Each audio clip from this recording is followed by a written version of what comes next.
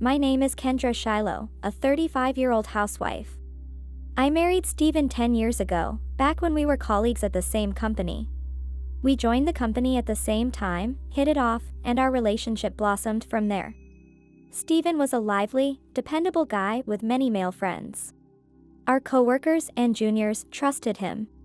So when we decided to get married after 2 years of dating, everyone at the company celebrated with us. A few years later, the company we were so fond of was affected by a pandemic and got acquired by a large corporation. The employees were scattered, each assigned to different branch offices of the acquiring company. I had already quit when we got married, but Steven was assigned to a regional branch, so we decided to leave our hometown together. I was a bit overwhelmed by the idea of starting a new life in an unfamiliar place. But I had this baseless confidence that as long as Steven and I were together, we could overcome anything. One saving grace was that Ryan, a junior colleague Steven had taken under his wing, was assigned to the same branch as him. Ryan would often come over to our place after work, brought along by Steven. Even though we were in an environment surrounded by strangers, just having Ryan's friendly presence gave us immense comfort. And so, despite my initial nervousness about the new place, home is where you make it. Both Steven and I grew to love this town. I started thinking about raising children here. We began seriously considering building our own house. I told Steven, I don't mind how many kids we have. As long as they're healthy, boy or girl. I want to put a big comfy couch in the living room and have tea with my favorite tea set. And let's get a big white dog, okay? Whenever I said things like that, Steven would just chuckle and say, "Yeah, sounds good," as he listened to me ramble on. We were still young, so it was hard for us to come up with the money to build a house on our own. About 5 years ago, with financial help from my parents, we were finally able to build our home. Steven and I picked out the sofa, tables, curtains, and everything together. We were particular about the layout of the rooms, deciding on the placement of our bedroom and the kids' rooms. I was so happy. With the anticipation that our family might grow in the future, all I could envision at the time was a blissful tomorrow. I remember Steven and I spending a lot of time together right after we built the house. We would always have silly chats in the living room. I thought having children would happen naturally, so I didn't feel too rushed about it. But about half a year after we built the house, I started noticing changes in Steven's behavior. Up until then, Steven had also wanted children and was proactive about trying to conceive. I was over 30 and wanted to have a baby as soon as possible. But one day, Steven told me, "Stop going on and on about kids, it's pathetic. You're busy these days helping your dad with his business, right? Having children is all about timing. Quit it with the ovulation tracking or whatever, it's a turnoff." I had been talking about our life after having children because I thought Steven felt the same way. I never expected him to think like that. I agree that children are a blessing and timing is important. Ever since I quit my previous job, I've been working from home, helping my father with his business. In that sense, I thought now would be the perfect time to focus on raising a child, precisely because I'm not commuting to a full-time job. When I told Steven about this after he got home from work, he sighed and said he was honestly exhausted being asked about trying for a baby when he was tired from his job. With those words, he promptly went to his room and fell asleep. It was true that around this time, Steven was coming home late more often, claiming it was a busy period at work. I didn't want to pressure an already worn-out Steven, so I figured it would be better to wait until his hectic work schedule settled down and he had more mental energy. It seemed that after I stopped bringing up fertility treatments and children, Steven started coming home even later. Sometimes, he wouldn't even come home and would go straight to work, apparently. When I asked where he had been, he would say things like he stayed at a colleague's place near the office or at a hotel partnered with his company. Steven told me that when he had early morning meetings, it was a real hassle to come all the way home just to sleep. It took an hour and a half each way. I understood that it couldn't be helped living in the suburbs, but it made me sad to think about what we had even built this house for. And even though he couldn't be bothered to come home, he never forgot to ask for money. I would receive messages from Steven with just his requests, like transfer me the money for the hotel and food expenses. For a month, for now. I have business dinners too, so send a good amount. It takes time for the company to reimburse me, so I need cash. When I suggested using a credit card for the transactions so there would be a record, Steven firmly refused. Apparently, his business dinner companions were older and preferred cash payments to make a good impression. I cocked my head, wondering if such a thing still happened in this day and age, but I obediently transferred the cash to his account as instructed. This kind of life had been going on for years now. Our spacious new house was becoming a place where I lived essentially alone. At this point, of course, I suspected Steven might be seeing another woman.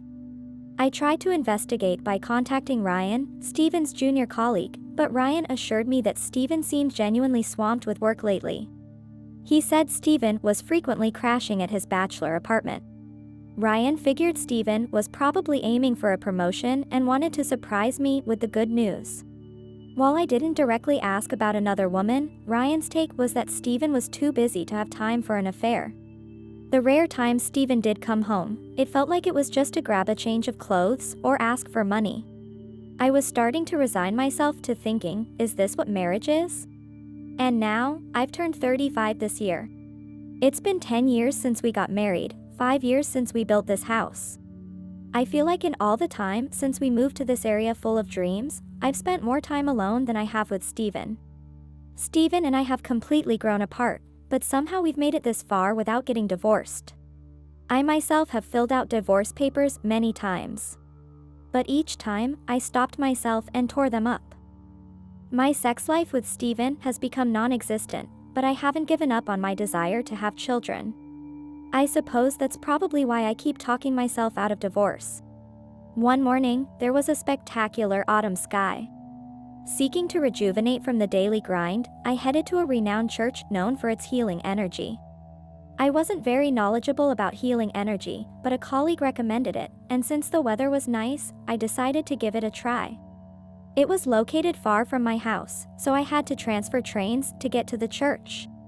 On the way, I saw many children dressed up in formal attire.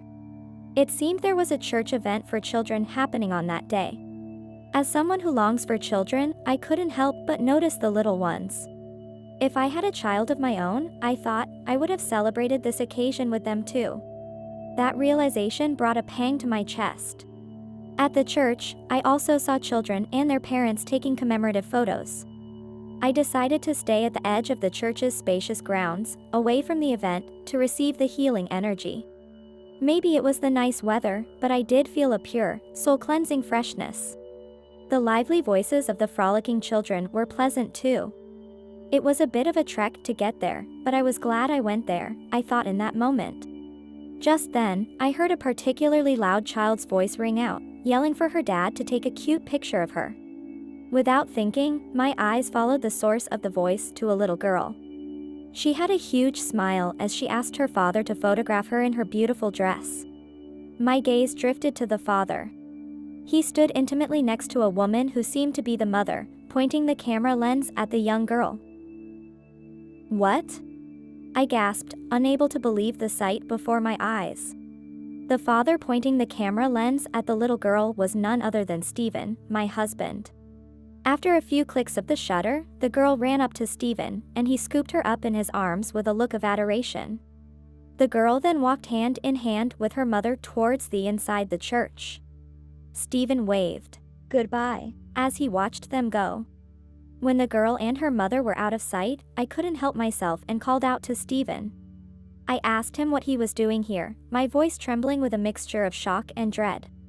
At the sound of my words, Steven turned around, his face displaying a level of astonishment I had never seen before. He stammered, asking what I was doing here. I told him I was just on a long walk, and that I was surprised to see him. Steven started fidgeting and looking around nervously, perhaps worried that the two would come back. I assured him that I was leaving, so he needn't worry. I said that I now understood why he wasn't coming home, he had a proper family all along. I apologized for intruding on his marriage. With those words, I walked away from Steven. He looked like he wanted to say something, but his mistress and child must have returned because he didn't come after me. That child had called Stephen Daddy. While I wasn't sure about the blood connection, there was no doubt that Stephen was a father figure to her. And since Stephen and I were still legally married, that made the mother his mistress. They likely had the child together that Stephen had always refused to have with me. In other words, now that he was satisfied with having a child with his mistress, he no longer needed or wanted one with me, so he stopped coming home. As I rode the train back, resentment welled up in my chest. We had gotten married out of love and built a home together for our new family, and yet Stephen had betrayed me so easily. When I got home, I took out the divorce papers from my desk drawer for the first time in a long while. I had filled them out many times before, but always ended up tearing them halfway through. This time, it looked like I would actually finish them. I used a black ballpoint pen to carefully fill in each character, pouring my emotions into every stroke. After I finished my part, I heard heavy footsteps from the entrance. Stephen appeared in the living room. I thought he might try to make excuses, but instead, he glared at me with a slightly disgruntled expression, as if to say, "How dare you show up where you weren't wanted?" Ignoring his attitude, I told him that his timing was perfect and asked him to fill out his part of the divorce papers, as that was all that was left. Seeing the papers, Stephen's eyes widened in disbelief, and he declared that he had no intention of getting divorced. After what I had witnessed, was there any other choice but divorce? I calmly urged Stephen to fill out the form, suggesting that we could discuss the details later with lawyers. I also told him to move out of the house. When I held out the pen in front of his face, Stephen reluctantly wrote his name on the divorce papers. I thanked him and said that those people were probably waiting for him, so he could go now. I took the divorce papers and waved goodbye to Stephen, truly believing that this was the end for us. Leaving Stephen in the living room, I went upstairs. From downstairs, I heard Stephen's voice calling out, begging me to wait and saying that there was a reason, an explanation. At this point, what possible reason could there be? I had no intention of forgiving him. I heard the sound of the front door closing, indicating that Stephen had left. I mentioned that I needed to file the divorce papers at the county court before heading out. I put the divorce papers in my bag and started packing to leave the house. 1 week had passed since the day I accidentally saw Stephen with his mistress and their family. I was now living in the overseas town where my parents resided. After leaving the house that day, I had stopped by the county court and then boarded a flight abroad. My parents, who had been living here for a few years due to work, were shocked by my sudden arrival. But I was grateful that they understood the situation after I explained it to them. I checked my phone and saw numerous emails and calls from Stephen. I couldn't bring myself to answer the phone, but I decided to at least check the emails. Stephen's email said he was sorry for hurting me and that he would be waiting for me. Reading those words, I could only laugh bitterly. On the day I left, I had received an email from Stephen on my way to the airport. In it, he claimed that trying to submit the divorce papers would be futile because he had already filed a notice refusing to accept the divorce. Apparently, when a notice of refusal is filed, the divorce papers cannot be processed unless the person goes to the county court in person. In a subsequent email, Stephen declared that he had no intention of divorcing me and that filing the notice of refusal years ago was his way of showing sincerity. He said he had broken up with his mistress and wanted me to believe in him. To be honest, his words left me a bit confused. If he insisted that filing the notice was proof of his sincerity, part of me wondered if that was true. But the scene I had witnessed that day was also undeniably real. The little child calling Stephen Daddy, the way he accepted her with such a loving expression.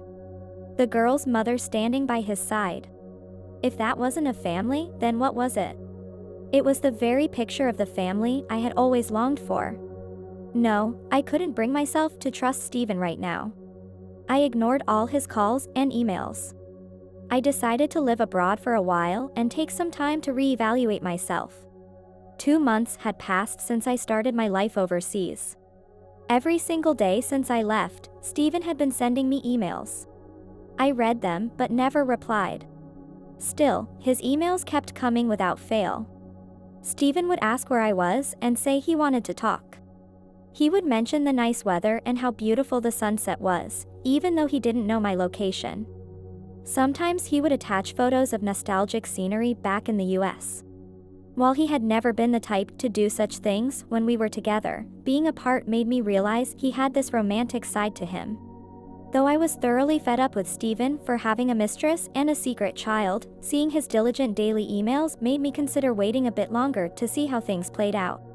According to his emails, Steven was currently living in an apartment near his office. He would say things like eating alone was lonely and that he missed my home cooking. He would send pictures of his takeout meals with those messages. Even I couldn't help but worry about his health. Then one day, I received the usual email from Steven, but something seemed a bit off. He wrote that his mother had collapsed and been hospitalized. Apparently, a long hospital stay was quite expensive. His mother hadn't taken out health insurance, believing she wouldn't get sick. I was shocked by this news and instinctively replied, asking if his mother was okay, and if her condition was that serious. I had met his mother a few times and remembered her being a lively person. When I visited, she had treated me so kindly, doting on me like her own daughter.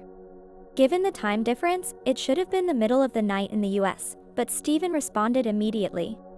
He said she was hanging in there and that he was at the hospital with her.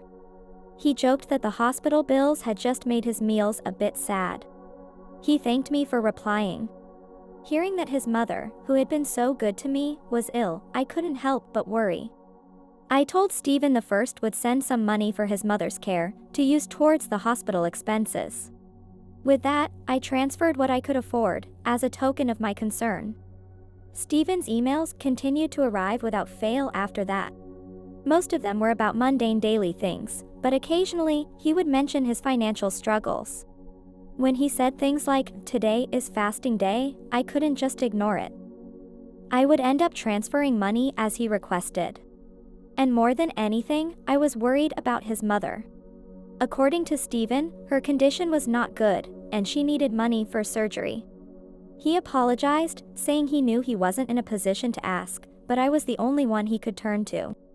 He asked if I could prepare a lump sum for his mother's operation costs. I transferred a substantial sum of money, believing it was for none other than my mother-in-law. Steven expressed his joy, saying that now she could have the surgery. I was glad that even though I couldn't rush to her side, I could at least be of help to my mother-in-law. Afterwards, Steven kept sending me emails saying he wanted to see me and asking when we could meet. But my work overseas was going well, so I wouldn't be able to return home for a while. I also didn't want Steven to know I was abroad, so I simply replied that I was too busy with work to meet anytime soon. Still, in my heart, I didn't actually feel like I didn't want to see Steven. His daily devoted emails had stirred up some emotions in me, even if just a little. I wasn't sure if it was love, but it did have the effect of somewhat erasing the pain of the past. Also, I was genuinely worried about my mother-in-law, who was apparently still hospitalized. And I got the sense that Steven himself was not living a prosperous life. The truth is, on that day, I had impulsively migrated overseas, ignoring Steven. It was because I had witnessed something I didn't want to see. But at that time, Steven had said there was a reason. Part of me regrets not listening to his story a bit more. And I was worried about the house I had left behind in the US. Even though I had spent a long time living there alone, it was still my beloved home. The furniture I had carefully selected was all still there. After much consideration, I consulted with my parents and decided to return to the US. For a short while. As I got off the plane and exited the airport, the familiar sights greeted me. The winter wind was cold, but I felt a fondness for the US. With its distinct 4 seasons. I took the train to the station nearest my house. I could have taken a taxi, but I had a strong desire to take in the US.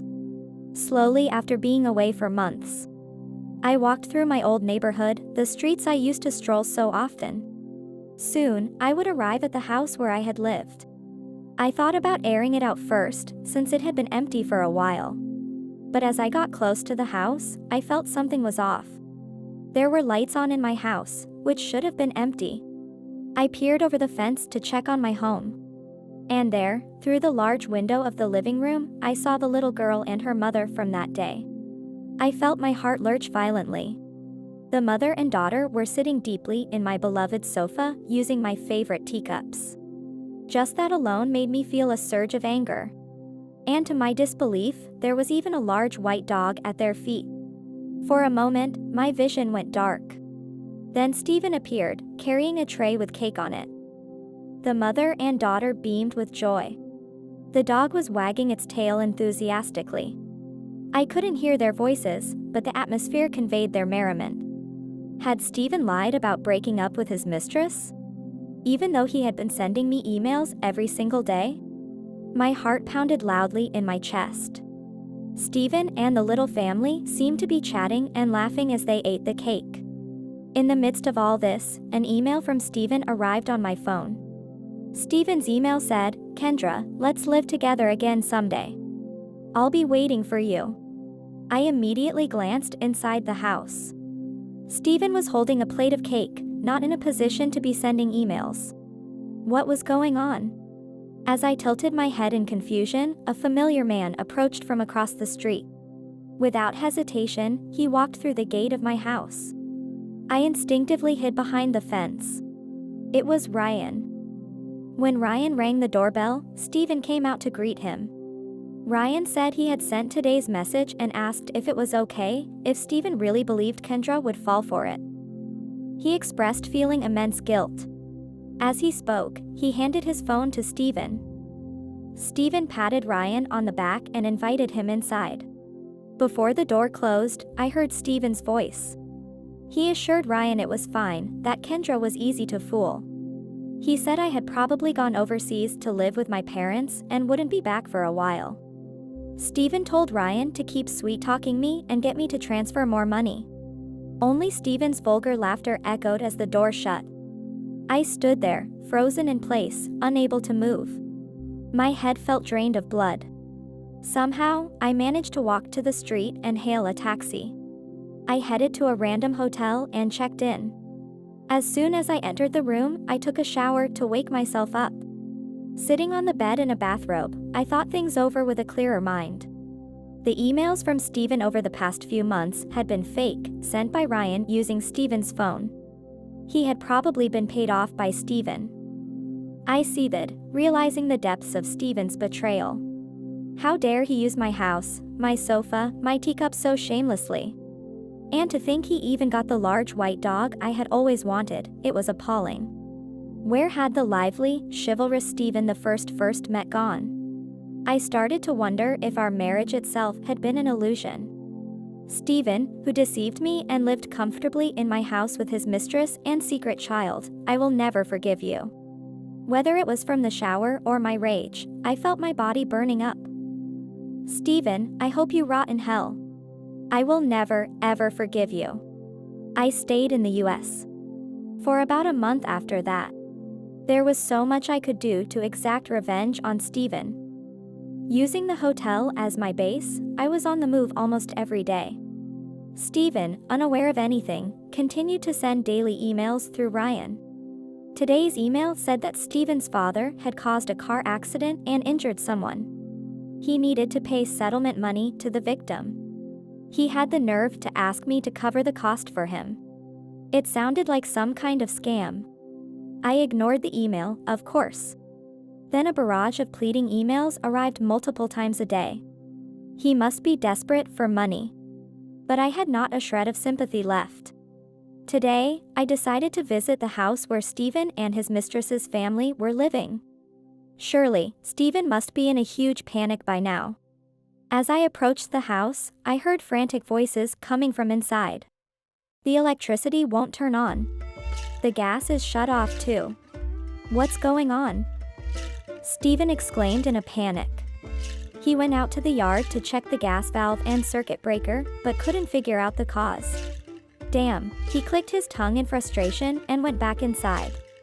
As if that would solve anything, I thought to myself as I watched from the shadows. Of course it wouldn't. After learning about Stephen's misdeeds, I had checked my own bank account. Lo and behold, the utility bills for that house were being deducted from my account every month. Realizing that Steven had been shamelessly using my money to pay for the utilities, I immediately contacted the electric and gas companies and had them cut off the supply. Since the utilities were in my name, no matter how much Steven complained, they wouldn't be restored unless I gave the okay. It was almost laughable how Steven didn't even bother to check with me, probably because he didn't want me to know he was using the house without permission.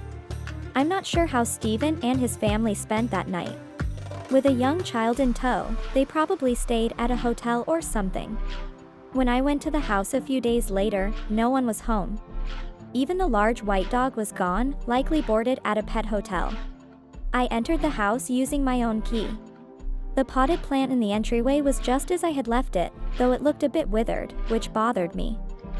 In the living room, the sofa Steven and I had picked out together was still there, unchanged. The throw pillows on the sofa and the curtains on the large windows were also ones we had chosen together. I was shocked by the audacity of him continuing to use them while living with another woman. I sat down on the familiar sofa, feeling a mix of nostalgia and disbelief. Just then, an email from Steven arrived on my phone. He curtly demanded that I transfer him money, claiming that he too had been injured and hospitalized. I was flabbergasted by the sheer nerve of his abrupt request for cash. Steven must have needed money after being forced to stay at a hotel. This email was likely from Steven himself, not Ryan. Ryan's messages had always conveyed a certain gentleness, at the very least. As usual, I ignored this email too. My eyes scanned the room, taking in the mostly unchanged decor. But then, something caught my attention. Huh? I murmured, spotting one thing that seemed out of place. And this was exactly what I had been looking for. A short while later, I heard a noise coming from the entrance. It seemed Steven and the others had returned. Apparently, their hotel stay hadn't lasted long. The sound of multiple footsteps approached, and the living room door swung open. Welcome back, Steven. I'm here, just like you always wanted, right? You missed me, didn't you? I said, my voice dripping with sarcasm as I looked at Steven, who stood frozen in shock. Kendra. What are you doing here? Steven stammered, his face turning pale. Of course it would. He had been living in this house without telling me. There was no apartment near his office. He had been shacking up here with his mistress and secret child, in my home. The woman who had entered the living room behind him, his mistress, glared at me and snapped. Excuse me. Who are you? You can't just barge into someone's house like this, that's trespassing. I'm calling the police. Get out. Steven quickly intervened, saying, Chloe, wait. Don't call the cops yet. Let's talk this out. He stopped Chloe, who looked ready to dial 911 at any moment. She reluctantly put her phone back in her pocket, clearly unhappy about it. Trespassing? I think you're the ones trespassing here. This is my house. I pointed out, my voice calm but cutting. The furniture, the curtains, even the teacups, I paid for all of it. If anyone should be worried about the police getting involved, it's you. At my words, Chloe's face twisted in anger and frustration. Chloe exclaimed in disbelief, asking what I was talking about and insisting that this was Steven's house. She told me not to suddenly show up and say ridiculous things. This mistress seemed to have quite a strong personality. Well, I suppose one would need to be this brazen to shamelessly live in someone else's home. Upon closer inspection, I noticed a child clinging to Chloe's leg, looking anxious, probably startled by my presence. Steven told Chloe to take Sienna and go to the back room, likely not wanting the child to witness this situation. Chloe scooped up the child and, after giving me a scathing look, moved to the other room. Once they were gone, Steven glared at me. He accused me of being behind the gas and electricity being cut off, calling me underhanded. Steven complained that I wouldn't help him even when he was in trouble, saying I was a terrible wife. I felt outraged by his audacity to call me a terrible wife while lying and living in this house with his mistress and secret child. His misplaced defiance and skewed logic astounded me. Had he forgotten that he had swindled money from me, claiming it was for his sick mother? I told him we should discuss one thing at a time, mentioning the recent email about his supposed injury, though he seemed perfectly fine now. I asked him to explain that. Without showing any agitation, Stephen immediately replied that he had already healed and the injury wasn't as serious as he thought. He said that was why he hadn't taken any money from me for it. It was a slightly strained excuse, but I let it slide to move the conversation forward. I inquired about his father's accident and if he had managed to pay the settlement money. This time, Stephen fell silent. Of course he would, since there was no such incident. I was glad I hadn't been swayed by my emotions to transfer money this time, unlike when I had first gone overseas. There was one more thing I needed to confirm with Stephen. I asked him about his mother's condition and if he had been visiting her. In a small voice, Stephen said his mother was still hospitalized and the surgery had gone well, but her condition wasn't good, or something like that. He sounded hesitant, perhaps out of guilt. If he really thought I was completely in the dark, he must have been quite naive. Sighing, I informed Stephen that before coming here, I had visited his parents' home to pay my respects. Both his father and mother were in good health. Apparently, Stephen hadn't seen them in a very long time, not since the visit we made together years ago. Upon hearing this, Stephen guiltily averted his gaze. He had constantly asked me for money under various pretexts. Most of the reasons I had transferred funds were for his mother's sake. Let me be clear, not a single cent of that money was actually used for his mother. I pointed out that while he had called me terrible earlier, he was the terrible one for using his own mother as bait to steal money from me. I asked if he knew what that was called. Fraud. At that, Stephen turned to face me again. With a smirk, he gleefully declared that unfortunately for me, he had filed a notice refusing to accept the divorce. Therefore, our marital relationship was still ongoing. I was almost frightened by how Stephen transformed, as if possessed by a demon. He asked if I knew about the theft between relatives law, which apparently exempts one from criminal charges for stealing money from a spouse. So, according to him, my money was his money, and too bad for me. Stephen's face turned bright red with delight as he laughed loudly, a stark contrast to his earlier pale expression. Did he not realize that if we had reached a point where he was invoking laws about theft between relatives, any trust between us was already shattered? I continued speaking, ignoring Stephen's ongoing laughter, reminding him that as I mentioned before, he and the others were trespassing. I told him to expect an eviction notice soon and to promptly move out. Even at those words, Stephen couldn't seem to stop laughing. He condescendingly asked if I had listened to him, reiterating that on our family registry, we were still husband and wife. He claimed this meant he had no need to leave this house and wasn't trespassing. Stephen said there was no issue with Chloe and Sienna being here since he had given them permission. Laughing even more crudely than before, he mockingly asked if I was unaware of such things. I couldn't bear to watch anymore, so I decided to reveal the truth. I told Stephen that I hated to spoil his fun, but he and I were no longer married. Our divorce had been finalized, so everything would now be considered his crime. Stephen, who had been laughing loudly just moments ago, instantly turned serious. His face contorted with rage, and he began hurling insults at me. What? Are you kidding me? I filed a notice of non-acceptance of the divorce. There's no way the divorce can be finalized without my permission. He shouted, his face turning red with rage. Are you stupid or something? I haven't done anything wrong. No matter how loudly Stephen yelled, his words didn't faze me one bit. It was nothing more than the desperate howling of a loser. I looked at him calmly and asked, Hey, Stephen, did you submit that notice of non-acceptance to the county court yourself? Did you bring your ID and make sure it was accepted? Stephen gave me a puzzled look. What are you talking about? Chloe submitted the notice for me. I asked her to do it. What's the big deal? I explained to him, you see, a notice of non-acceptance can only be submitted by the person themselves at the county court. This person named Chloe was probably turned away at the counter. Didn't she tell you anything? Stephen whipped his head around towards the back room with incredible force.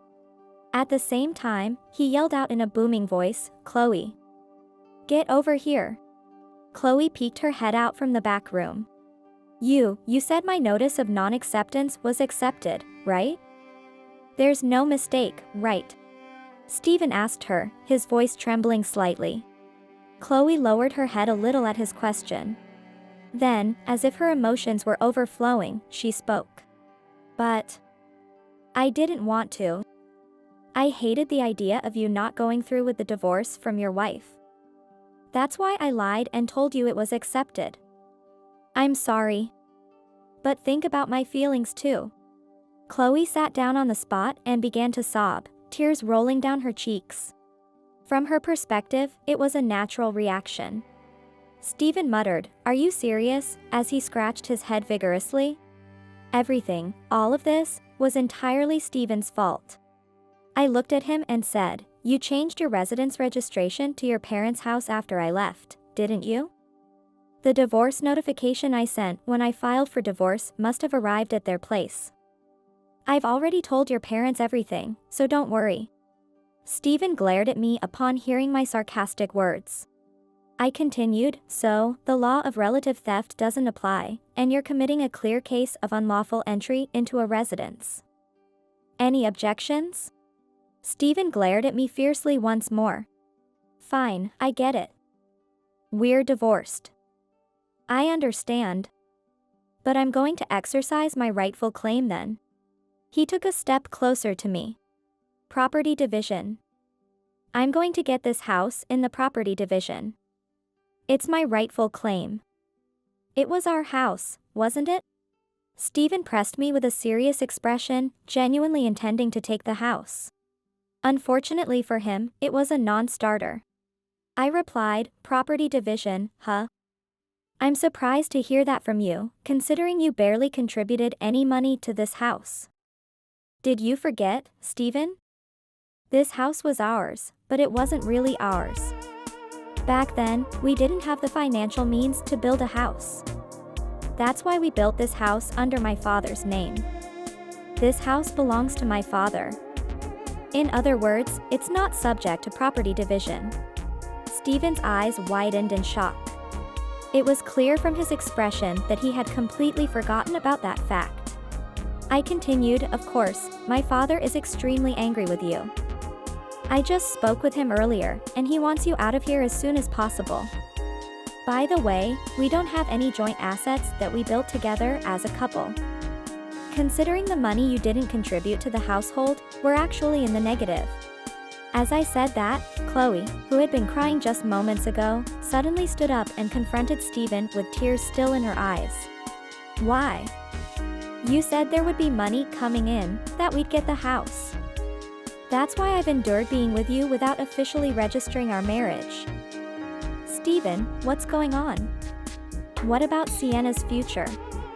This isn't what you promised," she cried out. Stephen glared at Chloe. From his perspective, it was as if his plan had failed because Chloe didn't tell him about the notice of non-acceptance. Being confronted by Chloe like this, he looked like he was about to snap at any moment.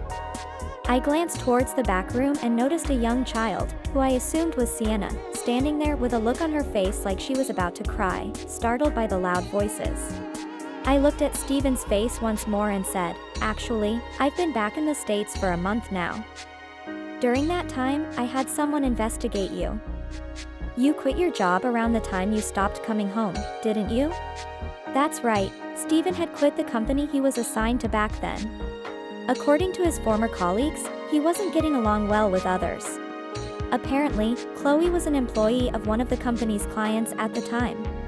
They had become close after Stephen confided in her about his relationship troubles. As I stood there, looking at the man I once loved, I couldn't help but feel a deep sense of betrayal and anger. I explained to Stephen, "I heard that your relationship with an employee from a client company made things even worse for you at work since you were already married. I had no idea until I saw you at that church that day."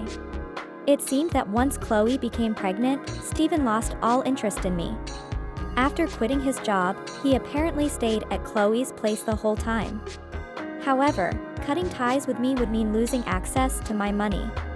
That's why he kept up the pretense of our marriage, even resorting to lies.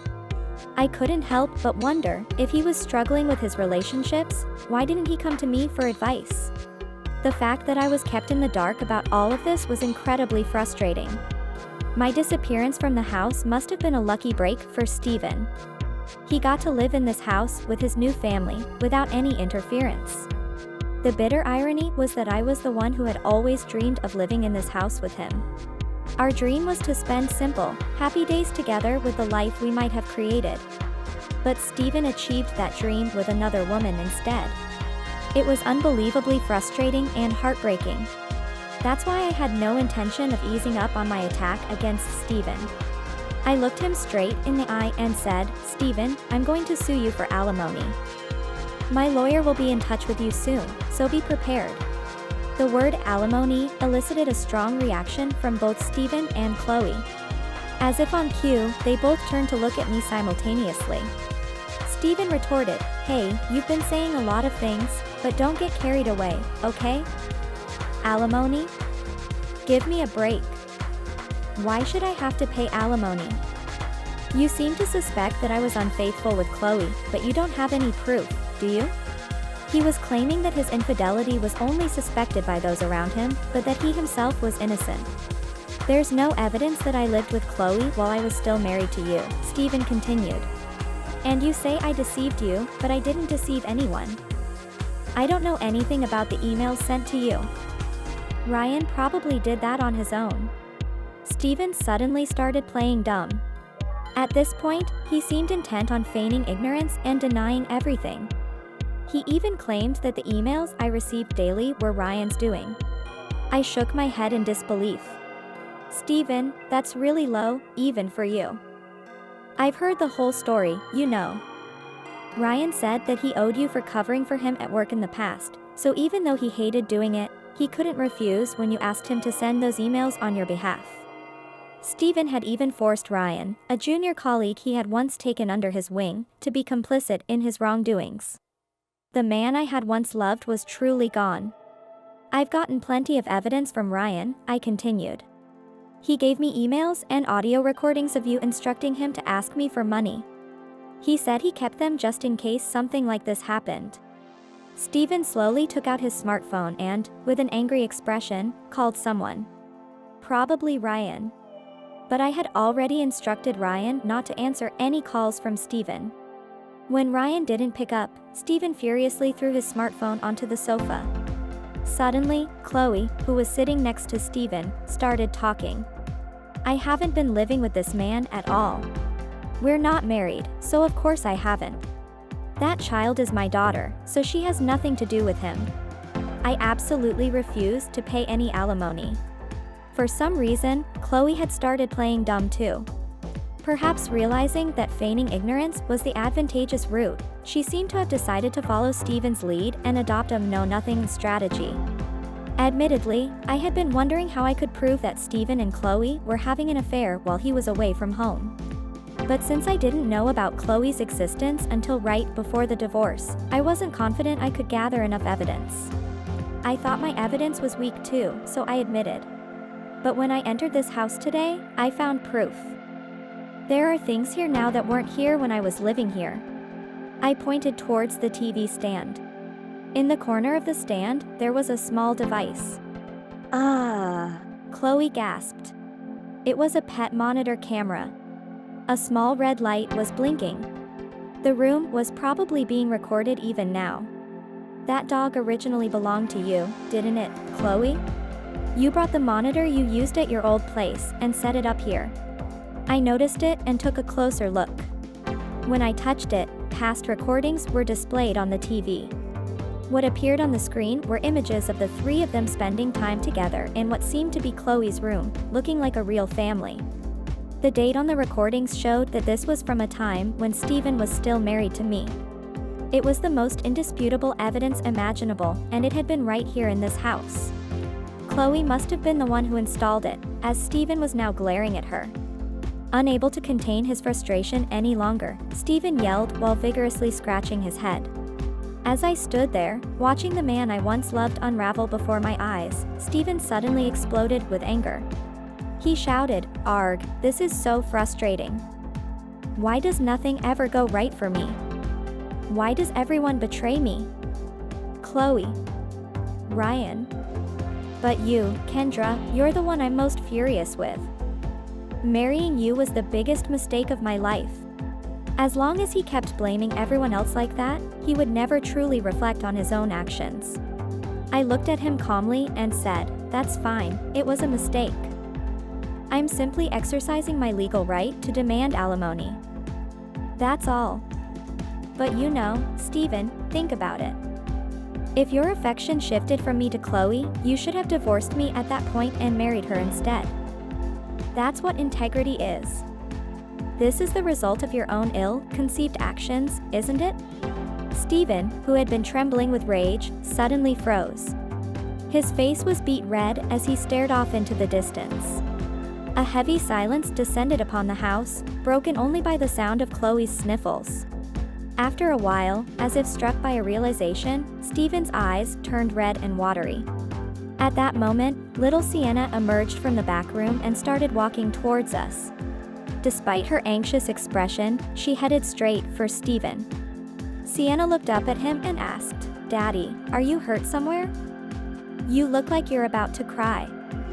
I'll give you nice pats, so don't cry, okay?" She gently started stroking Stephen's cheek. Sienna's actions triggered an eruption of emotions within Stephen. In an instant, as if a dam had burst, tears began pouring from his eyes. Sienna, looking worried, diligently tried to wipe away Stephen's tears with her tiny hands. "I felt a pang of bitterness as I admitted, when I saw you at the church and in those video recordings, you were a good father. It was painfully clear how precious and important that child is to you. That's exactly why you should have shown some integrity." Beside Stephen, Chloe was kneeling on the floor, sobbing. Sienna, still cradling Stephen's face with both hands, said, "Pain, go away." Stephen wrapped his arms tightly around Sienna's small body. "I'm sorry, Sienna, I'm so sorry." Stephen apologized through his tears. I didn't need an apology from him. I just wanted him to be sincere with the one thing that mattered most. If there was a winner and loser in this situation, I was surely the one who had lost. But that was okay. Stephen would have to bear immense suffering from now on. He might not be able to live with his daughter anymore. That, too, was a result of his own actions. I hoped he would suffer, and suffer some more until he had suffered enough. Goodbye, Stephen. I quietly left the house, leaving behind the three of them huddled together, crying. I now live abroad, having returned to my life overseas. My father immediately put that house up for sale after Stephen and the others vacated it. Although I had a certain attachment to that house, it was undoubtedly a sad one, so I decided to sever ties with it. I have no plans to return to the US anytime soon. My lawyer has been handling the troublesome matters I left behind in the US quite well. According to them, Stephen may face several charges. What he did to me was outright fraud. Ryan, too, seems to have voluntarily agreed to be questioned.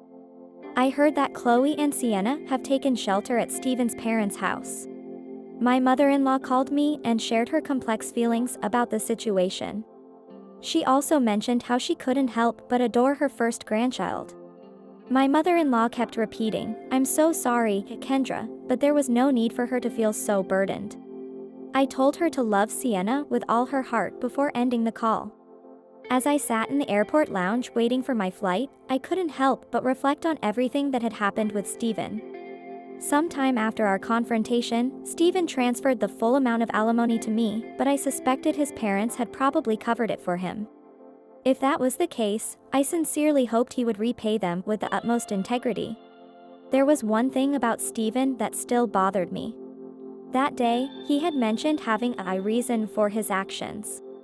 At the time, I wasn't willing to listen to any reason he might have had, but now that things had settled down, I felt I could hear him out calmly. I asked my lawyer to inquire about Stephen's reason.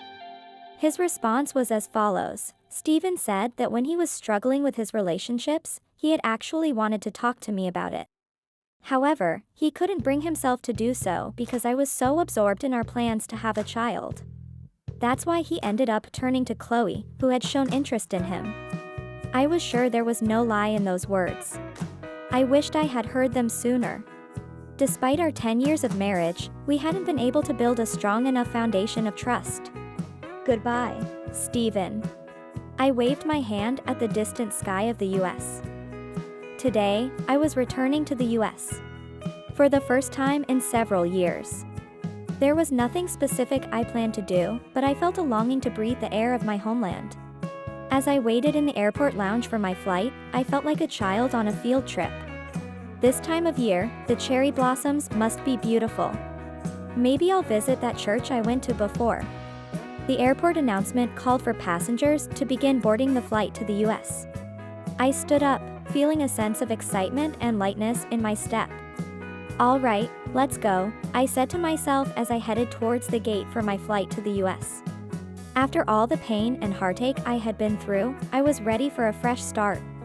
Returning to my roots felt like the perfect way to begin this new chapter in my life.